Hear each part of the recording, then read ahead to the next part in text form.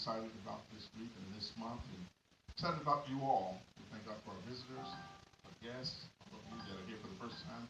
We pray that you feel the warmth of His church and the Spirit of the Lord moving upon you. Amen. This is the month that we take time to set aside to have Thanksgiving. It's usually the fourth Thursday of each month, each November. But I want to use this month as a reminder, not just that one day, but the whole month as a reminder that we should always give thanks. Amen. Yes. The scripture tells us that in everything give thanks. For this is the will of God in Christ Jesus concerning you. And so I want you to always have an attitude of thanks. That's what I want to talk about today. Amen. An attitude of thanks. Amen? Amen. I want to be in prayer for those that are missing. We know that the Stutz family are traveling and they're on vacation. There are several that have gone to the football game. We're praying for them, that God will save them. Amen.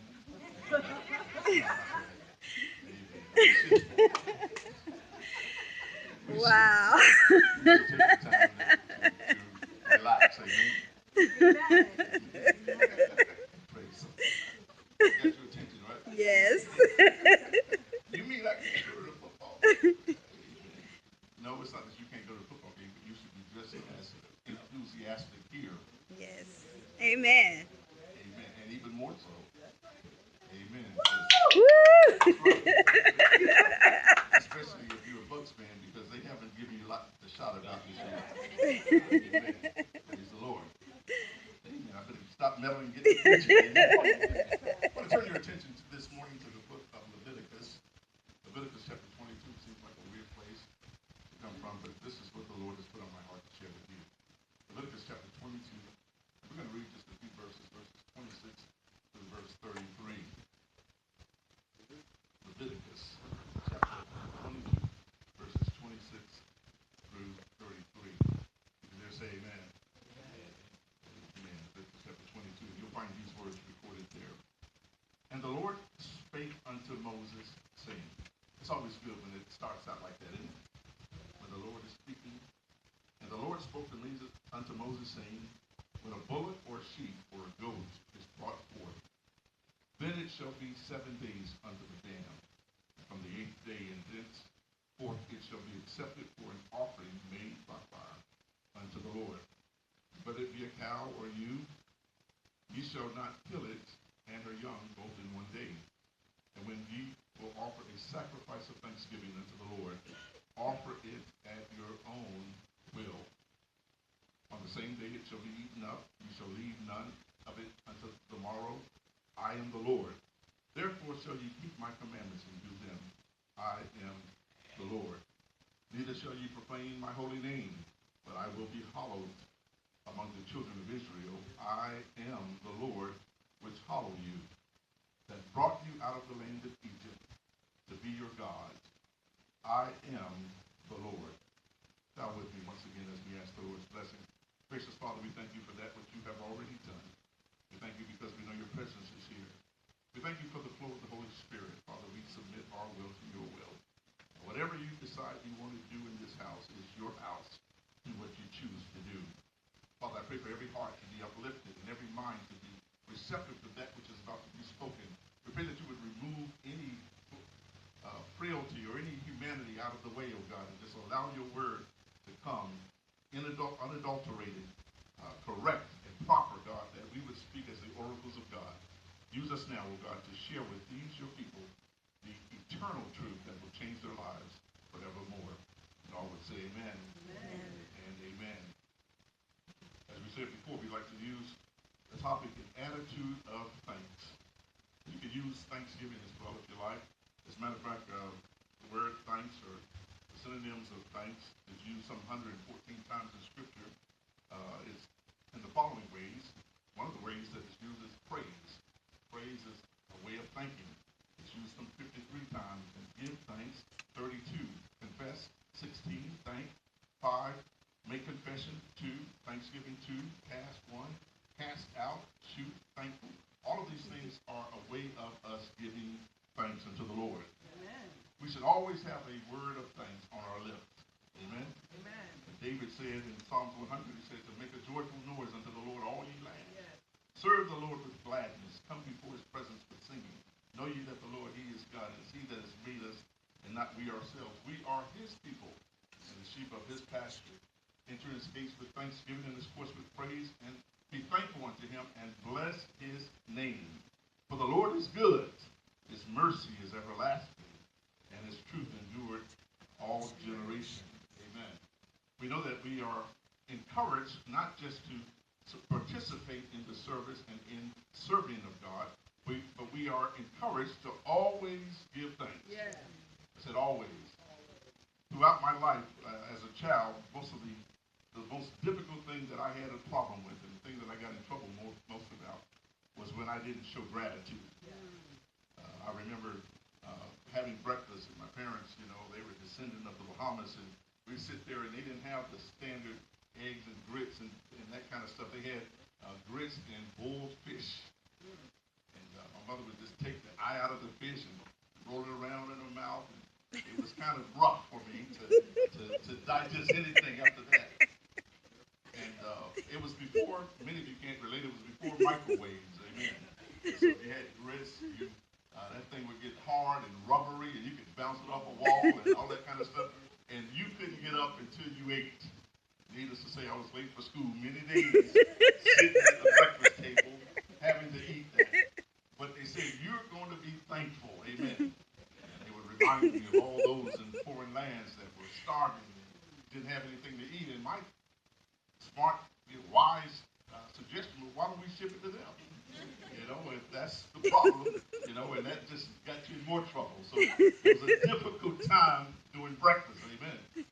But I was taught from a child that you are always to give thanks. Yeah. Give thanks in everything. Now, the interesting thing is that doesn't mean that we're thankful for everything. It's important that we understand that I'm not thankful for sickness. I'm not thankful for death. I'm not thankful for pain. I'm not thankful for being laid off and foreclosures and repossessions. I'm not thankful for those things, but I can give thanks in the midst of those things. Yes. And I think we miss the point when we don't realize that I can be thankful in all things. Yes. This particular passage of scripture that we read in your hearing is from Leviticus. Most of you are not familiar with Leviticus. You probably don't know anything about it, but Leviticus is a very legalistic book. It's given to us, and it has a lot to do. It's very similar to the book of Hebrews in the New Testament. The book of Leviticus began to share with Levi. Levi was one of the 12 tribes of Israel, and it talked about the Levitical priesthood. It talks about the Levites being those that worship and ministered in the temple. And they had a lot of things that they discussed, and they were very legalistic. And there were 10 commandments that we know, but by the time the Levites got through, it was over 700 more commandments and amendments and things that they had to do, things concerning the washing of hands and how you can go in and out of the temple. And they shared a lot of things, and they held the people down. But the Lord spoke to Moses in this particular area, and he said that when you go to give, you need to understand there are some things that govern it. Don't worry about so much the Levites, but be concerned about what bothers me. He said that we need to have an attitude of thanksgiving. We need to make sure that when we give, we're not just giving and we're not just serving because we have a responsibility or a duty to serve. As a matter of fact, when we give, we should give from our heart. Any of you that's ever been married know that, yeah, I can give you something, but that don't mean I'm going to like it. So you got all quiet on me. I wish somebody would help me. I'm just going to be honest this morning. Somebody booked you enough. You go and get them what they asked for. But that don't mean you like it. Now, one amen. Okay, I'll keep going. Regardless of that, you need to understand that you should have an attitude of thanks. Lord, help me to preach it the way you want me to. When we give, we need to make sure that we're giving because we want to give. God had the ability that he could have created us to be robots. He could have created us that we could have just did everything he said and never questioned him. But he said he wanted people like him. People that had a free will, their own volition, their own will, that they could decide to do what it is they want to do. And when they chose to serve him, they did it out of their own mind. They wasn't conflicted. They wasn't required to do it. We serve him because we want to do it. I don't know how you feel about it this morning, but nobody made me get up this morning and come to church. I did it because I wanted to do it. I came because I had a praise on my lip and I had a thanksgiving in my heart. I didn't come because I didn't have anything else to do. I could have washed my car and washed the clothes and went grocery shopping as many are doing. I could have been to the beach. I could have been fishing. But I chose to come in here because I want to be where the presence of the Lord is. I want to come with like-minded people where we can come together, where we can lift up hands, holy hands, the Bible says, without wrath or doubt, and bless his name. I wish somebody in the house would be a blesser this morning and have thanks unto the Lord. Amen. It's important to give thanks unto God.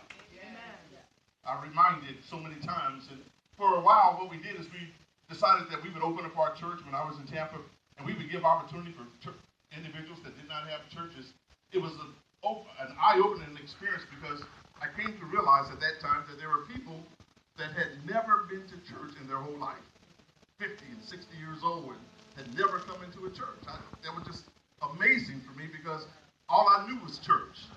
We went to church 5 to 6 days a week, 2 or 3 times on Sunday. And it was amazing that they had never been into a church. But we said we would open our church if they need to bury their dead, and they would come in. And I remember that they had an attitude coming in to the church. Like they're mad at God because they came to the church. And I remember preaching funerals, and at one point in time I had to stop because we were doing 3 services a day. On Saturday, we would do it 10, 12, and 2. I'd preach 3 funerals, go and do 3 committals, and come back and get the church clean for the next day for church. Sometimes preach twice on Sunday because I wanted to open it up. And I believe that what happens is there are people that never came to the understanding of who God is. They don't know that you should be thankful. So they came in with the attitude that I'm here, they should have had it at the funeral home, and they should have done other things. But I'm telling you that the best thing that could have ever happened is they had to hear the word of the Lord. Amen. That they had to hear what God was speaking. That they had to receive what he was saying. They didn't like it all the time, but they had to hear what God was saying. As a matter of fact, they weren't always churchy. They didn't understand things like you do. They didn't come with their hands raised up. They didn't have an amen on their mouth. They didn't understand, when to chime in and when to get with the preacher. They didn't understand those things, and none of that was important. The only thing that was important is that the word of God went forth, and they received it. Here in Leviticus, God is saying to them, he said, I've got some things for you. I want you to understand that when you will offer a sacrifice of thanksgiving unto the Lord, offer it at your own will. As a matter of fact, God said, I don't even want your praise if it's not genuine, if it's not authentic. I don't want you to come.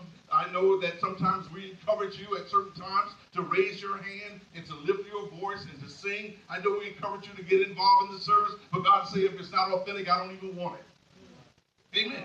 He said, I'd love to, that we can make a joyful noise. I'd rather hear the noise of those that can't sing than to hear you that can sing if your heart is not right.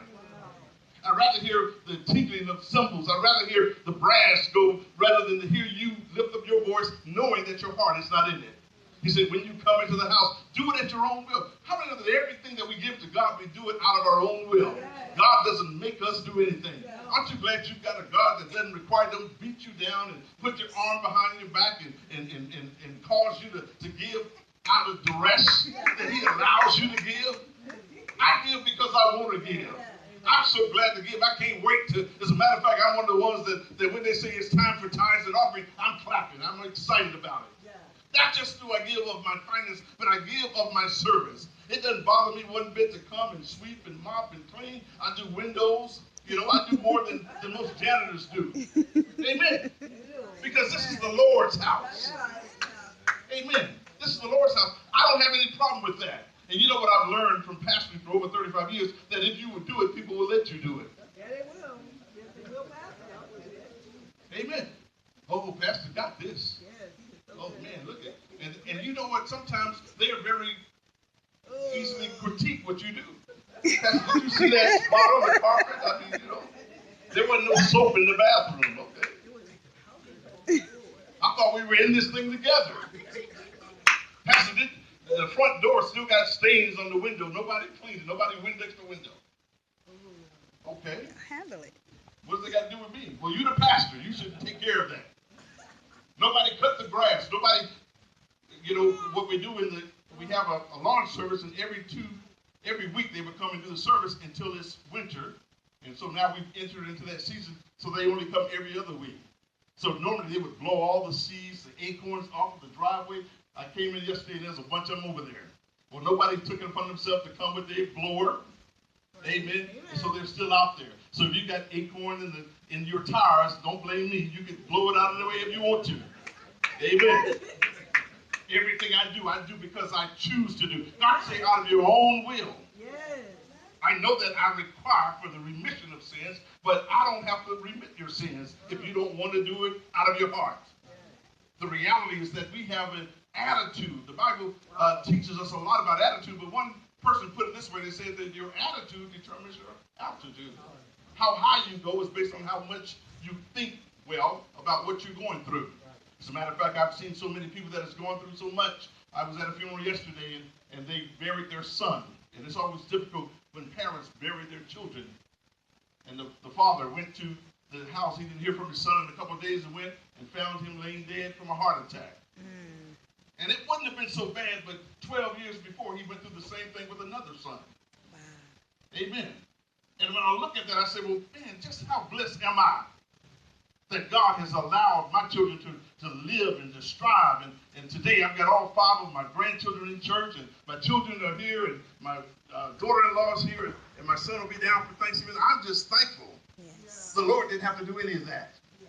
It used to be that when we would testify in church, we didn't testify about yachts and mansions. We didn't testify about all the riches and all the fame. We didn't testify about celebrity status, and we didn't testify about those things. The old mothers and the fathers would get up and they would say, I thank God for waking me up this morning. Yeah. I thank Him for getting me on my way. Yeah. How many know that we should be thankful? Wow. Do you realize that it wasn't the alarm clock that waked you up in the morning? Amen. Because it could ring all day long, and if you're dead, it won't matter. It wasn't the alarm clock. It wasn't the chicken that crowed or the rooster that crowed that woke you up. It was the Lord that was on your side. He woke you up this morning and He got you on His way. They used to go on and say a little bit about their testimony. Say, I'm so glad that He put oxygen in my lungs. Amen. Amen. How many of there are those that can't breathe, that have to be on nebulizers, and those that have asthma, that struggle just to breathe? God put oxygen in my lungs this morning. They said, I'm so glad that He allowed my blood to run warm in my veins. How many know that if the blood stops, you stop? Amen. As the blood flow, you flow. As the blood stop, you stop. You can't do anything if your blood's not flowing. You know how many times your heart has to pump every minute just to keep the blood flowing? God did that. And so I ought to come in and give Him thanks for all that He's done. As a matter of fact, when we talk about in everything, give thanks, what He's saying is that I'm not thankful for the death, but I'm thankful that the death wasn't me. I'm thankful that it didn't happen to me. You know, all of us have experienced that the death angel visits all of our homes. Amen. He comes into all of our families. We've lost loved ones. We've lost those that are very near and dear to our heart. But I'm so glad that He kept us alive. Aren't you glad that God has done something for you? Everybody ought to be thankful that God has allowed them to do what they're doing. Wow. In the scripture, He tells them, He said, neither shall you profane. He said, therefore shall you keep my commandments and do them, because I am the Lord. I like how He did this. He reminded them. He said that I'm the one that brought you out of the land of Egypt. But the Lord does sometimes, He has to remind you where He brought you from. You know, so many times when new people come to the church, the older people or those seasoned saints act like they never went through that. I never drank before. I never smoked before. I never lied before. I wasn't an adulterer or a fornicator. I didn't go through any of those things. Most of us went through all of that. If you go back and look at our resume, we've gone through all of that. Oh, so you don't have to say amen. God knows. And that's why He's reminding us. He said, I'm the one that brought you out of Egypt, out of the land of Egypt. I brought you out, not just so you can be out, but I brought you out, He says, to be your God. Why did God deliver us from danger? Why did He deliver us from harm and hurt? Why did He deliver us from the enemy? Why did He deliver us from all these things? He delivered us so that He could be our God.